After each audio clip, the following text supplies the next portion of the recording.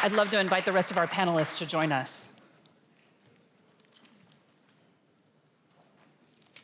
Thank you so much, Your Excellency, for those comments. I'd like to also welcome our other panelists to the stage.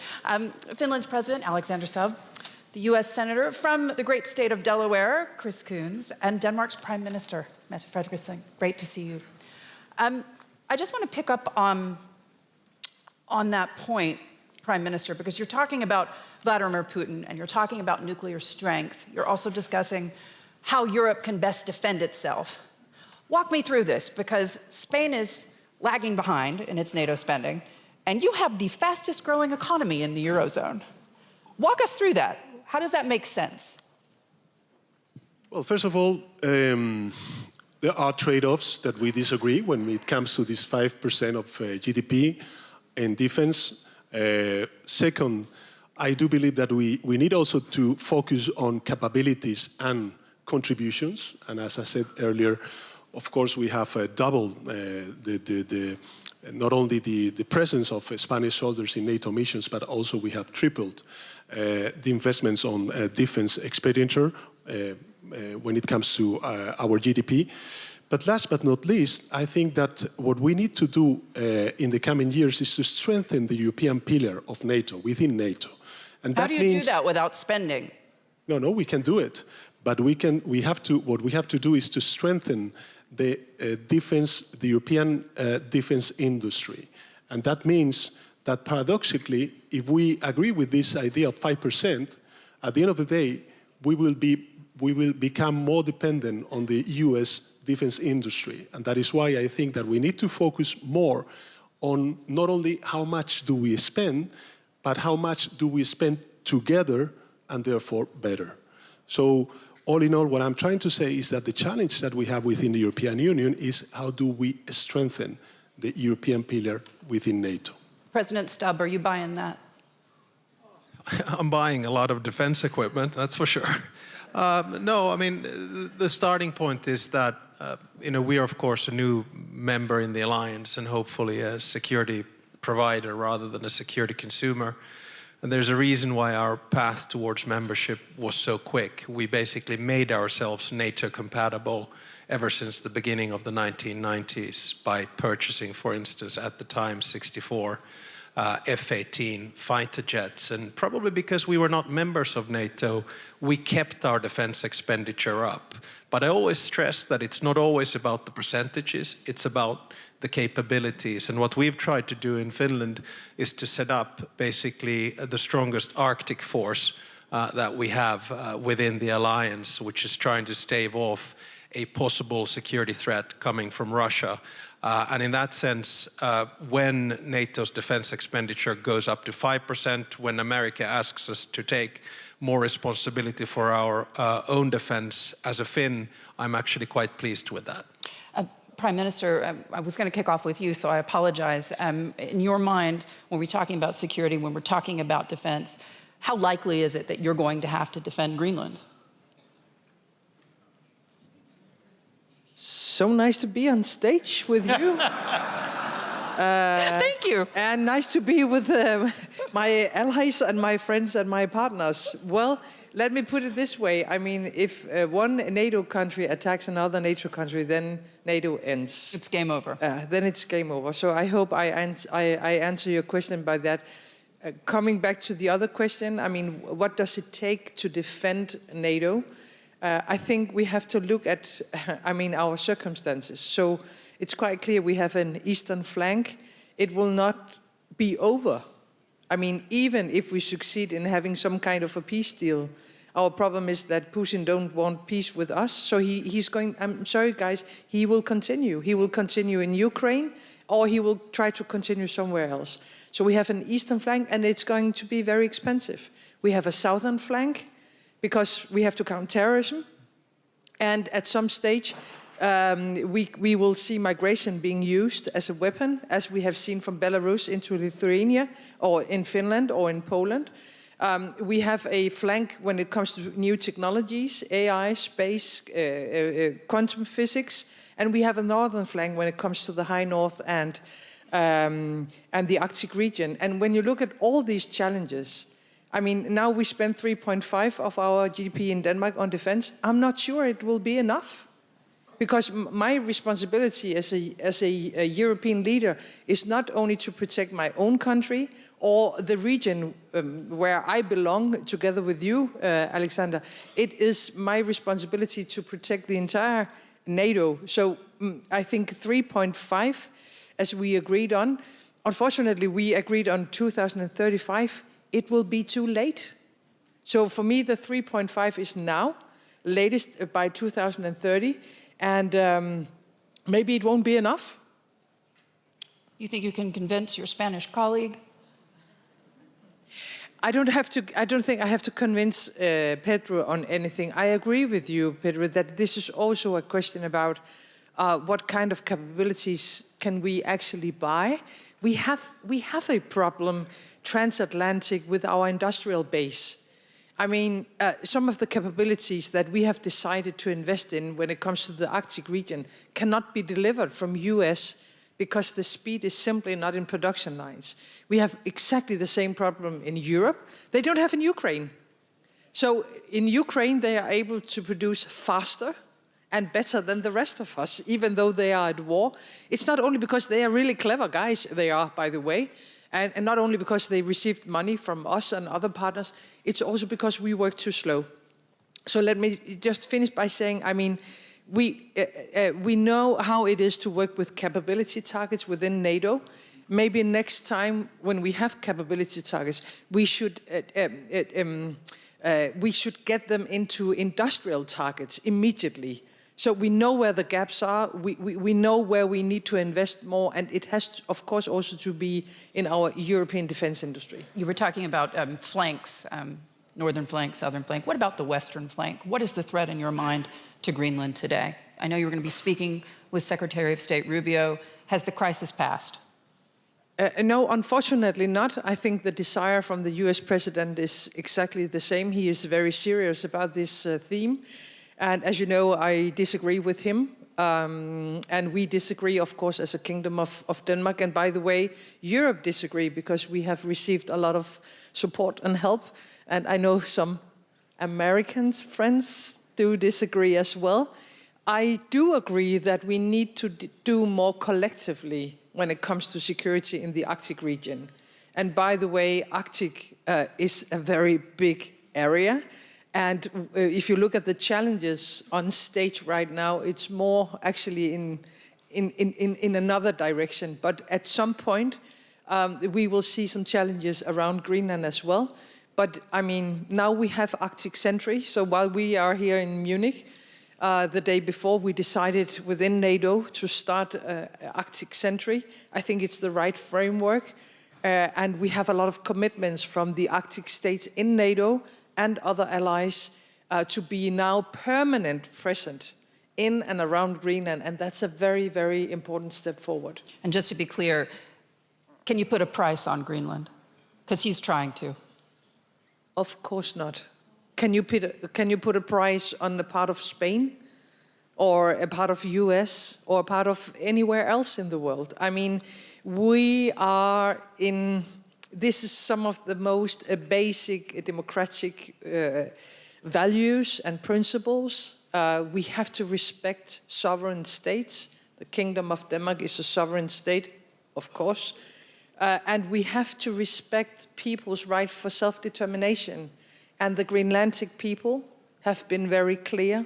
They don't want to become Americans. They want to stay as a Greenlandic people. And I, of course, support them in that. Senator, you have the unenviable task of defending America's position at this point. In your mind, where do we go from here? Forward. We've always had the challenge.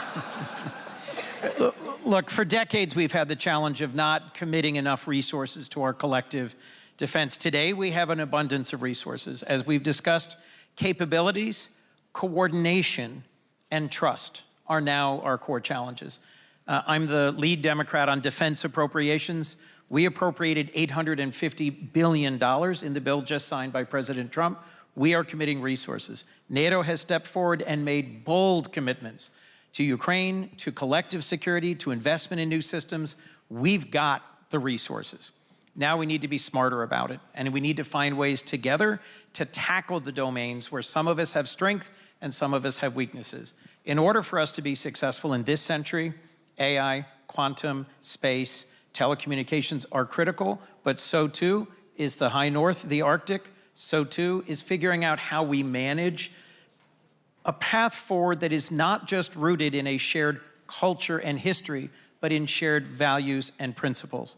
Because that is what ties us as well to Korea, to Japan, to Australia, to Singapore. Around the world, we are desirable as partners for trading and for security, not because of ethnicity or faith or language or historic civilization roots, but because of the restraint on executive power, the separation of powers in our democratic governments, and respect for principles like sovereignty and self-determination. You asked me to defend the American position. I will tell you, only 17% of Americans want to in any way be involved in threatening Greenland. The vast majority of Americans saw this as a foolish gambit. NATO is overwhelmingly popular with the American people. We were able to appropriate significantly for NATO, for collective defense, for Ukraine. We should do more and we will, because it remains popular with the American people. And last, I'll remind you, it was then Senator Rubio who introduced an amendment to our annual defense authorization law that prevents any one president from unilaterally withdrawing from NATO. And we have added amendments this year that require certain troop levels and requires certain consultation. The American people know that our security and our future lies with NATO and lies with this community of shared principles. When I interviewed Vladimir Putin in 2021, he told me, among many other things, that he had already deployed hypersonic missiles on a submarine in the Arctic. President Stubb, how complicated is the situation today? And more specifically, how much danger are we in from Russia? I mean, to start off with, you always have to look at a silver lining in extremely complicated situations. If the outcome of what happened in Davos and what we've seen with Greenland in the past few months is a stronger Arctic presence for NATO, stronger Arctic security, then I think we've done quite well. But just like Mette said, the Arctic is a huge area. There are basically 8 countries that have Arctic ownership. 7 of them are in NATO, including, of course, Canada and the United States, with the Nordics. The biggest security conglomerate that we have right now in the Arctic is Finland, Sweden, and Norway. So we're very focused on that. Just to give you an example, next week there's going to be an Arctic training with 25,000 NATO soldiers, 5,000 from the US in northern Norway and in northern Finland.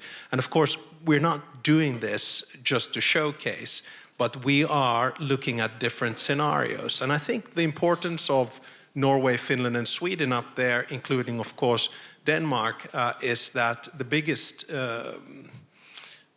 center of nuclear weapons from Russia are in the Koala Peninsula and in Murmansk. If you ask me the question, how big is the danger? Russia is not going to test the resolve of Article 5. There's a reason why we deter. There's a reason why a country like Finland has one of the largest militaries in NATO. On the eastern flank that has been talked about, there's Turkey, Ukraine, Poland, and Finland. I don't see a direct security threat coming from Russia right now, but I'm so in agreement with Mette that when the war is over in Ukraine, the threat is not going to reduce for the rest of Europe or for Central Asia or the Southern Caucasus, because the inherent DNA of Russia and Putin is imperialism and expansion. Prime Minister Sanchez, you're hearing these comments from your NATO colleagues. In your mind, how do you defend your position when it comes to Russia, when it comes to not spending more? No, actually, we are spending more, and we are sending troops to the eastern flank of Europe, and we are committed, of course, with security and the territorial integrity of the eastern part of Europe and, of course, of Ukraine. And when it comes to the Greenland, of course, we express our support to the Kingdom of Denmark. No, I think at the end of the day, there is a debate of whether we are sticking to the rules of an international order based in rules, if we stick to the UN Charter principles or not. And I think that when it comes to values and principles, we need to defend those values and principles. And let's not forget that, of course, we have to think about the eastern flank. Of course, we have to think about the Arctic flank. But there's also a reality that you mentioned earlier, which is the southern flank.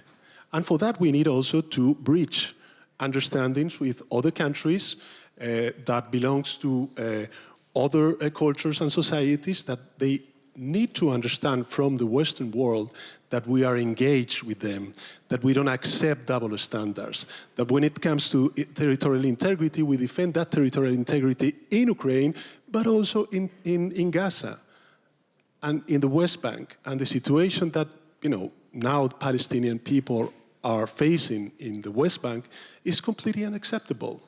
And I think that the leverage, the influence that the Western society and governments could play also in the southern flank is very, very important. Also for the security and the geopolitical interests of the European Union, and of course, therefore, of the transatlantic relationship. So, all in all, we are committed. We are we have this solidarity with the eastern flank of Europe, but let's not forget that in the Madrid strategic concept, when we had the NATO summit, we also agreed upon this idea of 360-degree security approach. And I think that there's a lot of disagreement on that, and not a lot of unity when it comes to foresee a potential solution in the conflict of the Middle East. Senator Coons, I want to ask you specifically to sort of weigh on this. I did a panel yesterday on energy dominance and the future of Europe. 60% of LNG imports are coming from the United States. They were just in the Gulf countries. Mr. Merz, the Chancellor of Germany, talking to partners there, talking about increasing supplies. The last time I was in Russia, which was not too long ago, the Deputy Prime Minister, who is also the head of the energy file, for your information, said to me that the Americans were price gouging Europe when it comes to LNG. How do we defend that position? Because certainly Europeans are looking for other partners, because of course they don't want to be in hock to one player when it comes to their energy. Sure. Look, I think Europe should be seeking energy options where it can, but not from Russia. What is continuing to fund and fuel, literally, Putin's murderous war machine is those countries that continue to buy Russian oil and gas, the single largest buyer being China. China, through the provision of dual-use material and through the provision of funding, is the principal driver of what is sustaining Russia's war of aggression against Ukraine. I do think that the United States was able to provide robust LNG supplies now several years ago when the war began, was critical to Europe having an energy alternative.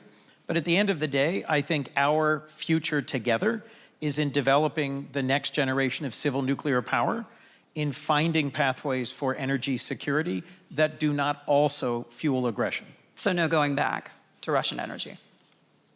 I'm not buying any Russian energy in the near future.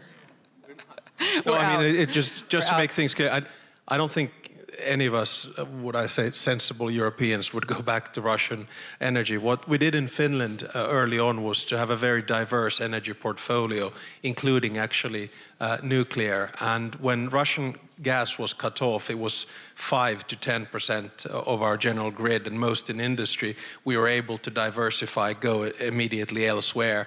And I think the whole idea that energy binds us together and interdependence is now over. So we're looking at alternative solutions, I think, in Europe. But when you think about this, you need, for heavy industry, you need a base load. And that's not going to come from wind or solar. In your mind, are we going to have to really do a rethink in Europe? And you're seeing that happening now a bit, but a rethink of those climate goals and realistically, pragmatically look at the energy. Okay, I didn't think this was a climate panel, but we can go there as well. I think the starting point is that energy consumption is not going to reduce. And the second starting point is that the transition period from fossil fuels to renewables or clean energy is going to take time, and for that we will need innovation. I still firmly believe that climate change is real. I personally also believe that it is a threat, and I think that those countries that do the conversion through finance, regulation and innovation are going to be ahead of the curve, because we're going to suffocate on fossil fuels before too long. Senator Coons, would you concede that Donald Trump's moves, at least in terms of the oil market, and pushing sanctions with India, pushing sanctions with those who are still consuming Russian oil, have had great effect in damaging President Putin's war machine? It's taken too long to get there, but yes, when President Trump imposed sanctions on two of the largest Russian oil companies and has moved to impose additional sanctions, that's very welcome and broadly supported in Congress. It's the pressure on Putin that is needed to move the war of aggression against Ukraine towards a just and sustainable resolution.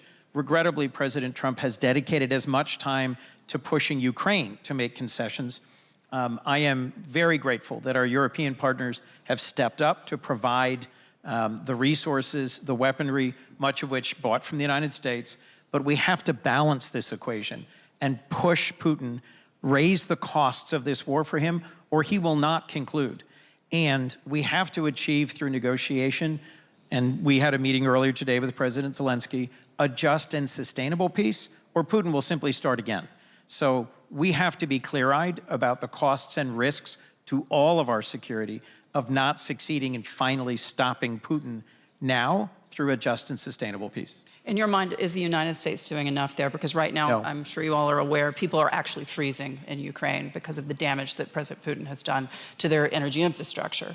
I know the Europeans have made many commitments, but in terms of the United States, what more can we do? One of the things that USAID was doing in Ukraine, well and at scale, was helping repair the energy grid, helping to regrow the agricultural economy for export, helping not just sustain but grow Ukraine's economy. When we step back from that, we step back from being a critical partner in Ukraine's viability and in its resiliency in the face of these just merciless attacks on civilian infrastructure. Think about it.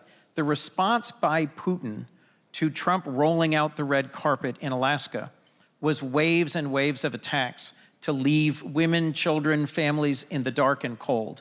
His answer is clear. Our actions have to be clear as well. We need to do more to put pressure on Putin. Prime Minister.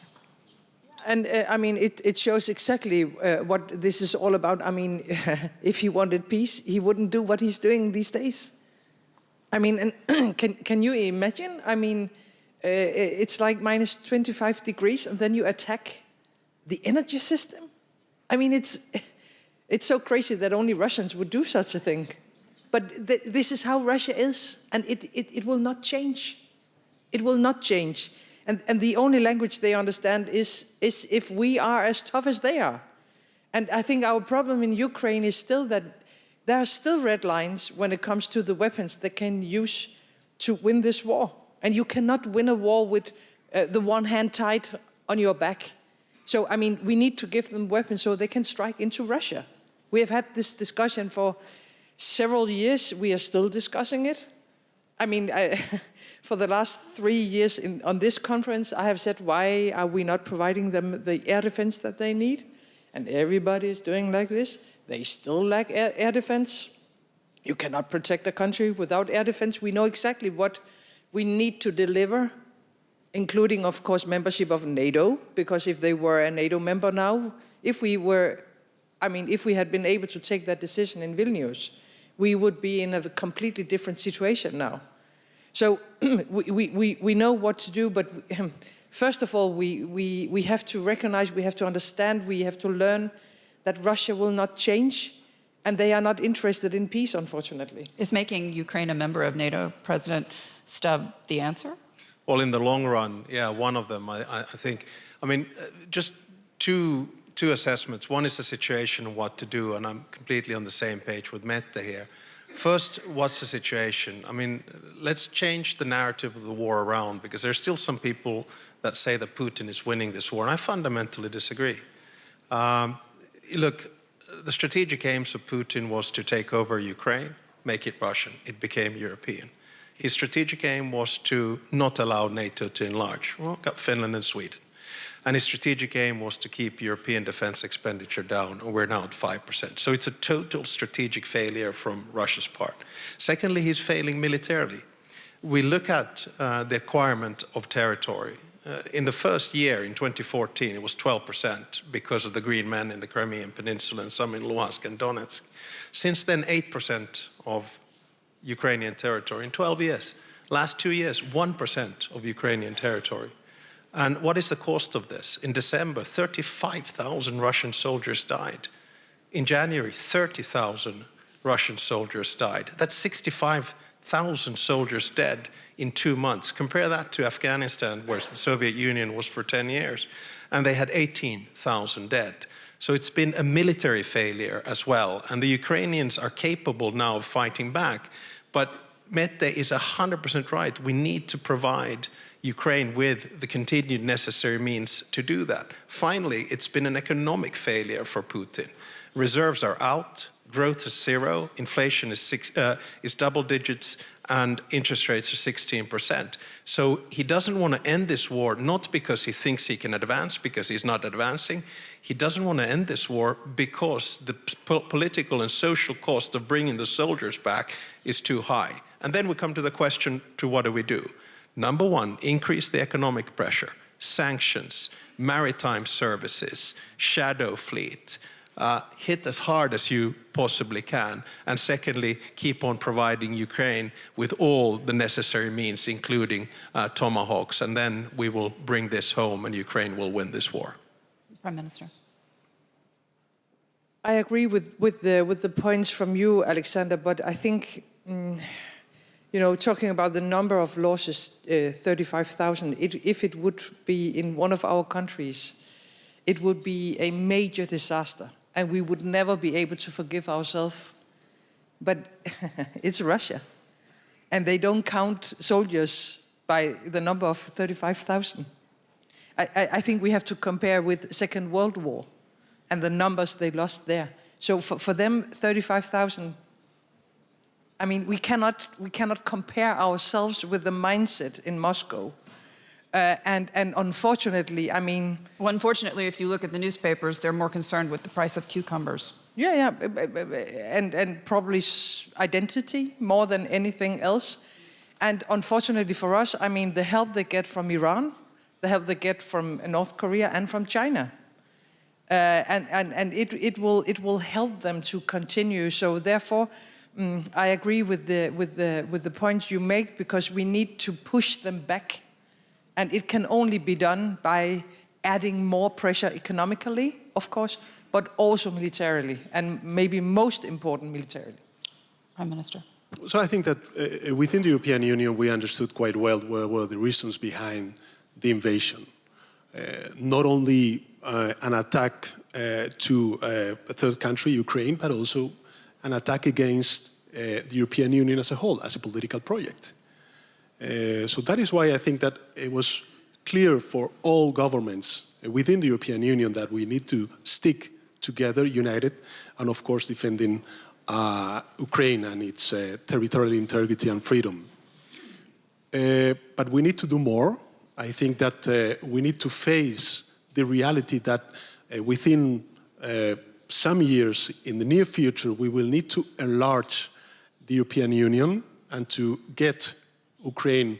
Many would say that's a problem, because that was what galvanized the situation in the first place. No. I think that there's a, as I said earlier, I think we need to understand that this is not only a challenge against Ukraine, it's also a challenge against the European Union as a whole, as a political project, as a democratic and freedom space within, of course, our continent. So therefore, I think that we need to face that reality. We need to do also our internal structural reforms in order to be more efficient. We need also to increase our competitiveness when it comes to the European Union economy, and therefore to have enough resources in order to increase our deterrence capabilities. And let me add just one thing. There's also in politics like a qualitative, let's say, issues. The debate about Greenland and the territorial integrity, somehow, for other countries, not in the Western societies, or of course in Russia, but in the global South, in the so-called global South, perhaps it has legitimized somehow what Putin is doing. So I think it is important from the European Union to stick together, to be united, and to say clearly to our friends in the US that territorial integrity is something that we must all respect without any doubt. And therefore, I think it was important to see that we are moving forward, that we are overcoming this situation, because somehow we gave reasons to Putin. And this is something that is weakening us when it comes to the global South. And let me just conclude by saying that, of course, we need to do all this stuff when it comes to Russia and Putin. But we need also to engage in all these global public debates that we have on climate, on global health, on poverty and inequality. These are things that countries and societies from the global South are asking Western societies and governments to face and respond effectively. And my concern is that we're not there. We're just looking at ourselves, of course talking about Russia, navel gazing, not talking about other things. Senator, I want to ask you this specifically. Earlier we heard from Lindsey Graham. He said that with an expletive, nobody cares about Greenland anymore. We're over it. Would you agree? Is the president over Greenland in your mind?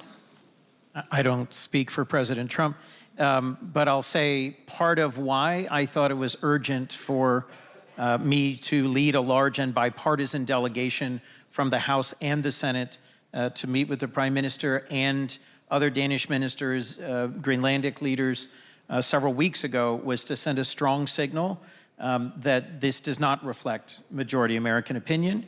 To express gratitude, we laid a wreath of memory, a memorial wreath at Kastellet at the monument to the 52 Danes who served alongside Americans and other NATO troops and gave their lives in sacrifice in Afghanistan and Iraq.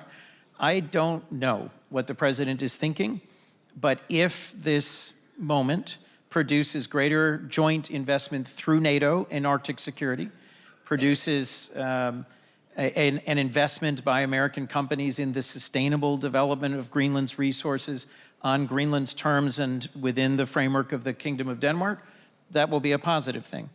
But, as I said at the outset, the things that NATO needs to thrive, resources, we have them, coordination of capabilities, we need them, trust. The thing we need to deliver is a restored trust. Because at the end of the day, Article 5 has only been invoked once in our defense.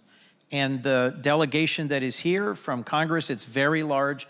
I encourage you to connect with any of us. The commitment to Article 5 and to our collective security as something that is our source of security and prosperity, not some charity to Europe. It is what has strengthened us, is very strong among the American people and the American Congress.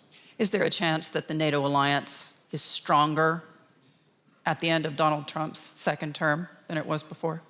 I hope and pray so, and will work for it to be so. And as President Stubb said, Putin has failed strategically. NATO is bigger. NATO is better funded. NATO is more experienced, and I think NATO is going to be more clear-eyed.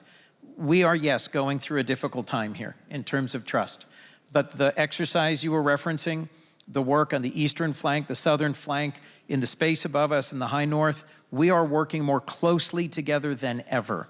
And I think the clarity of the threat of Russia and the clarity of the challenge of AI, the PRC, and other challenges in the world should leave us stronger than ever on the other side of this period. Yeah, we could probably, if we look now 3 years ahead of the Trump term, and I think we could set a goal to determine whether NATO is stronger or not. I think goal number 1 is the 5% mark, and I think a lot of countries are moving towards that at 3.5% plus 1.5. Number two, I think we should have a stronger Arctic security element, just like Chris said. And number three, I think we should strengthen the European pillar of NATO, because what America is asking us now is to take more responsibility for our defense. So if NATO right now is, say, 60-40, let's say if we're at 50-50 or 40-60 in terms of us doing more of the conventional stuff, we're still dependent on the American nuclear umbrella, then I think NATO will have strengthened. But I think the issue of trust is something that we need to work on, as we always do in relationships. Trust and perhaps polite language. Earlier we heard from Secretary Rubio, and I quote, "We have no interest in being polite and orderly caretakers of the West's managed decline." Now, if you take a step back and look at this from the economics, purely from the numbers, when we look at Europe's share of GDP over the last 20 years, it's significantly declined. In your mind, is Europe ready to get its act together? Because if you want, it's kind of pay to play. If you want to project a strong foreign policy, you have to be able to pay for it. You need strong economies. You're asking a question from the second happiest country in the world and the happiest country in the world. You know, who better to answer this? So, are you third? No. Well, they're very happy. Yeah. No, I sometimes, sometimes when I hear the discourse, especially of economists who are looking at accrued GDP as the save-all measurements, I think us coming from Nordic countries, we value welfare societies, which are a combination of open market economies and then clear safety nets. And if I look at our Gini coefficient, if I look at all the measures of international data, which 5 countries are in top 10, whether it's justice, whether it's least corrupt, whether it's open, whether it's welfare, whether it's environment, whether it's open media, gender equality, they are the Nordics. So I don't buy the argument that we're doing bad. I'm actually bloody happy.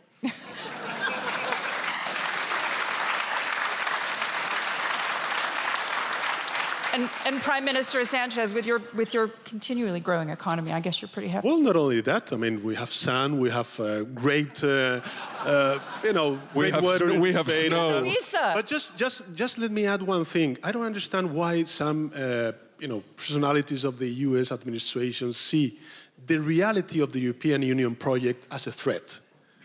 Because I think that, this is a fact. I think it's one of the biggest accomplishments of the 20th century. And what we have decided within the European Union is to moving forward. And I think this is for the good of the global stability and the global peace. So therefore, I don't understand why we are seen as a threat. I don't think you're seen as a threat by the administration. You're seen as a burden, which suggests to me you need better PR. No, I think that there's some some look at the European Union and wishing to have a more fragmented European Union, while at least these 3 representatives of the European Union were looking and working for a strongest European Union, no? And therefore, we need also to deepen our single market. We need to open ourselves to other regions, such as, this free trade agreement that we reached with Mercosur, and therefore, we need to move in this direction. So this is a reality, and the U.S. need to accept this fact, this reality, that in the future, what they will have in Europe is a more integrate Europe and the European Union. So I think this is... I'm seeing agreement from the President and Prime Minister. So do you think Donald Trump sees Europe as a threat? The European project? Well, I think we need to, you know that I'm pro-European, pro-American, and by definition transatlanticist. So I really try to work at the transatlantic relationship. But I want to deal with the world as it is, not as I wish it would be. And I think we need to read the national security strategy of the US in November very carefully. And it has 2 strands. One is an ideological MAGA strand, where there is a thought that European integration is not necessarily a good thing. Accept that. And I think President Trump would agree with that. Secondly, there's a policy strand, which is America first, and then there's a pecking order. The Western Hemisphere comes first, second is in the Indo-Pacific, third is Europe, fourth is the Middle East, and 5 is Africa. So now we need to work on this plane, and I think we need to tie ourselves very closely with interests, with values, because ideology is shifting a little bit. So let's just work on this pragmatically. Prime Minister. You were asking, about NATO, and let's be honest, the only time in history where the majority of the Europeans and the Americans have been safe is when we had NATO. It's the only time in history. And of course, defense and deterrence, and therefore capabilities and economy, is a big part of that. But Article 5 is the most important thing. And there's only once in our history where we had to activate Article 5. That was because what happened in the US.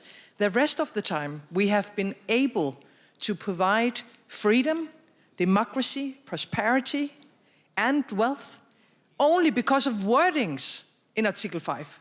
Because all our enemies knows that if they attack us, they will attack all of us.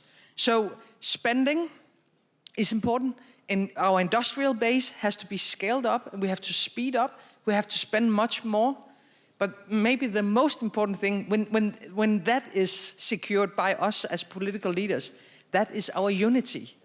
And therefore to question the transatlantic relationship, or to threaten allies, or to do anything that will undermine the idea of Article 5 will be a threat to all of us. So let's stick together. That's my short advice. And Senator, just to wrap us up, I've been coming to this conference a long time, so have you. How encouraged are you by hearing these remarks? Look, I think it's important for us to hear each other and to remember our history, our shared sacrifice, and the potential that lies in front of us. Our adversaries are collaborating and cooperating much more closely than before. Iran, North Korea, China are supporting Russia's war of aggression, learning from it, and preparing for future aggression, quite possibly. When President Truman signed the NATO treaty on behalf of the United States, he said people of courage and vision can still determine their own destiny.